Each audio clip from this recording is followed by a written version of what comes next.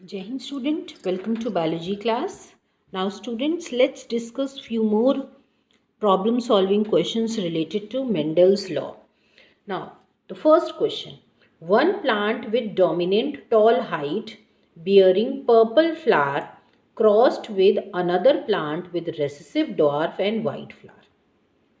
ये दो कैरेक्टर्स दिए गए हैं. ओके, दैट मीन्स कि यहाँ पे जो है डाई हाइब्रिड क्रॉस यूज़ होगा. अब आपको बताया गया है कि एक प्लांट है जो कि जिसमें डोमिनेंट टॉल हाइट है, डोमिनेंट कैरेक्टर है और पर्पल फ्लावर है. दूसरे प्लांट में रेसेसिव कैरेक्टर्स हैं, शॉर्ट है और वाइट फ्लावर है. अब बताना है what do the plants of F1 generation look like. F1 generation में you all know dominant character ही अपीयर होता है. तो कितने होंगे, सारे जितने भी प्लांट्स प्रोड्यूस होंगे सब टॉल और पर्पल फ्लावर के होंगे. ठीक है. दूसरा क्वेश्चन है what type of cross it is a dihybrid cross. इसको बेटा आप लोग जो है इसको क्रॉस से भी एग्जाम में दिखा सकते हो. ठीक है, किस तरह डाई हाइब्रिड क्रॉस हम बनाते हैं आप उससे भी एक्सप्लेन कर सकते हो. थर्ड पार्ट है what is the phenotypic ratio in F2 generation and name the type of plants obtained according to phenotypic ratio. Okay, तो फिनोटिपिक रेशियो क्या होगा. फिनोटिपिक रेशियो आपको पता है ऑब्जर्वेबल रेशियो होता है और डाई हाइब्रिड क्रॉस का फिनोटिपिक रेशियो क्या होता है 9:, जो डाई हाइब्रिड क्रॉस होता है उसका फिनोटिपिक रेशियो होता है 9:3:3:1. ठीक है, 9 जो है वो टॉल और पर्पल डोमिनेंट कैरेक्टर होते हैं, 3 tall and white, 3 dwarf and purple and 1 जो है आपको रेसेसिव कैरेक्टर वाला मिलेगा. मींस ये दो होंगे, ये दो जो हैं आपको न्यू रिकॉम्बिनेशन के मिलेंगे. ओके, ये जो होंगे 3 tall and white and 3 dwarf and purple. So ये न्यू कॉम्बिनेशंस बनेंगे और दो जो टॉल पर्पल होगा that is the parent and 1 dwarf 9. So this is the ratio. Now next आते हैं क्वेश्चन में. Guinea pig having black color when crossed with guinea pig having same color. अच्छा, तो यहाँ पे बताया गया है ये जो पिग है उसके ब्लैक कलर हैं और उसको क्रॉस किया गया सेम कलर से. ठीक है. अब कहा गया है इट प्रोड्यूस 100 ऑफस्प्रिंग प्रोड्यूस किए गए जिसमें से 75 थे ब्लैक और 25 थे वाइट. अब कहा गया है मीन्स यहाँ पे रिजल्ट्स दे दिया. अब पूछा गया what is the possible genotype of the guinea. क्या जीनोटाइप होगा. ठीक है, गुइनिया पिग का. इसका मतलब अगर हमें, अब इसको हम कैसे समझेंगे, ये सबसे इजी है क्रॉस बना के आप समझिए.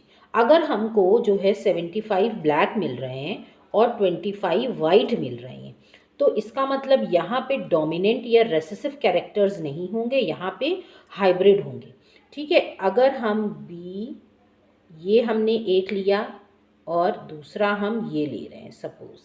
अब हम क्रॉस अगर बनाएंगे इसका तो क्या बनेगा, जस्ट सी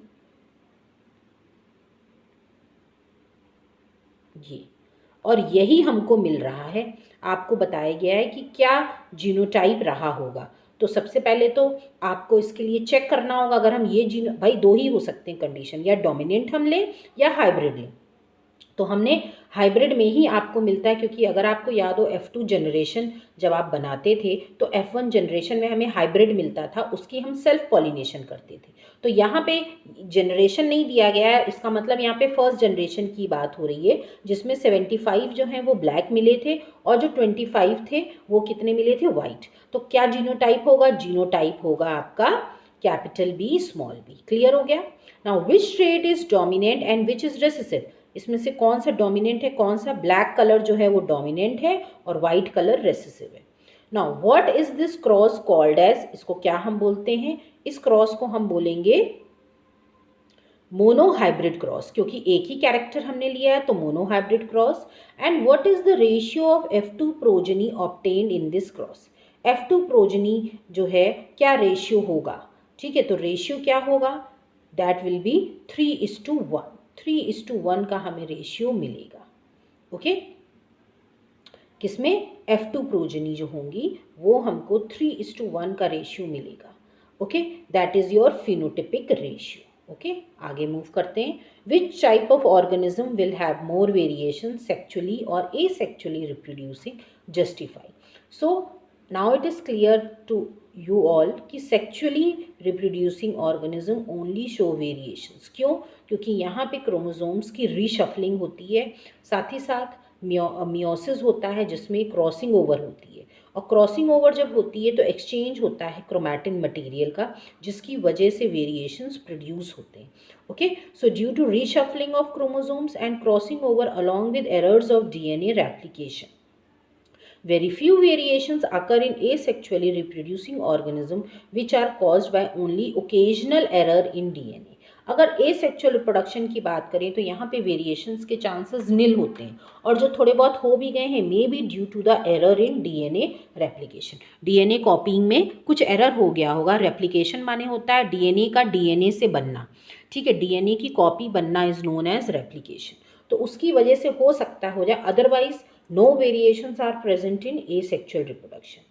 नेक्स्ट बात करते हैं, a husband has 46 chromosomes, wife के भी पास 46 क्रोमोसोम्स हैं, then why do not their offsprings have 46 pairs of chromosomes which is obtain by fusion of male and female gamete. इसको आपको एक्सप्लेन करना है, जस्टिफाई करना है with the neat illustration.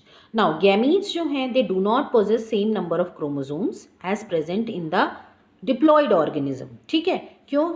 इसलिए क्योंकि meiosis occur prior to the formation of gamete. Gametes बनने से पहले मियोसिस होती है आपके रिप्रोडक्टिव सेल्स में, and this reduces the chromosome number to half, जो कि क्रोमोसोम नंबर को हाफ कर देती है। So that's why gametes only carry 23 chromosome, okay, half of 46, and this fusion of gametes it restores the number of chromosome. Chromosome number को फिर से वो रेस्टोर करता है, मीन्स मेंटेन रखता है।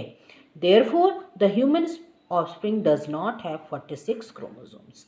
ये है, आप इसको फ्लो चार्ट से समझ सकते हैं। ये हस्बैंड का क्रोमोसोम है, वाइफ का क्रोमोसोम है, मियोसिस होता है जिसमें स्पर्म्स प्रोड्यूस होगा, ओवम जिसके पास 23 क्रोमोसोम, फाइनली जो ऑफस्प्रिंग्स बनेंगे they will restore the same number of chromosomes 46। okay, so I hope now this is clear to you, and now you can solve any of the question of your Mendel's law related।